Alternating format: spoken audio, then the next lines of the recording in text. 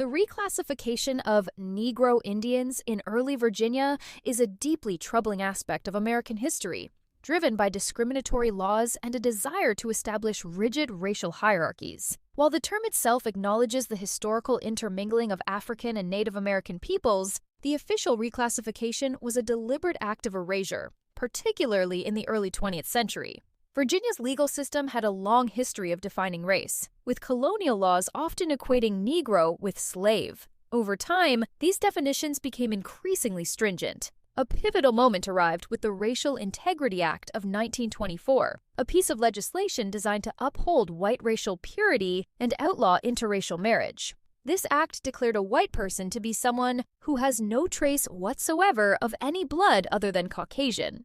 The driving force behind this act was Walter Plecker, the registrar of the Virginia Bureau of Vital Statistics.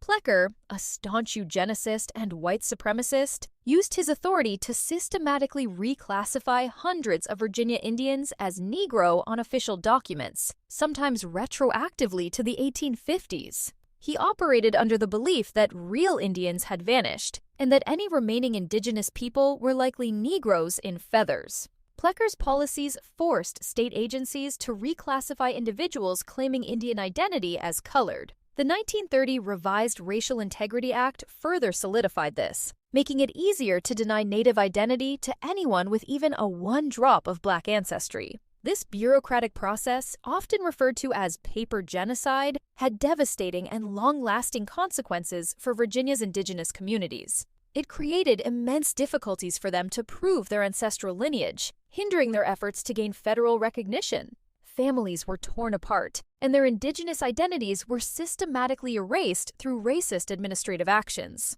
The Racial Integrity Act remained in force until 1967, when the U.S. Supreme Court, in the landmark case of Loving v. Virginia, finally overturned its prohibition on interracial marriage. In 2001, the Virginia General Assembly officially condemned the act as racist. However, the impact of these reclassification efforts continues to affect tribal communities to this day.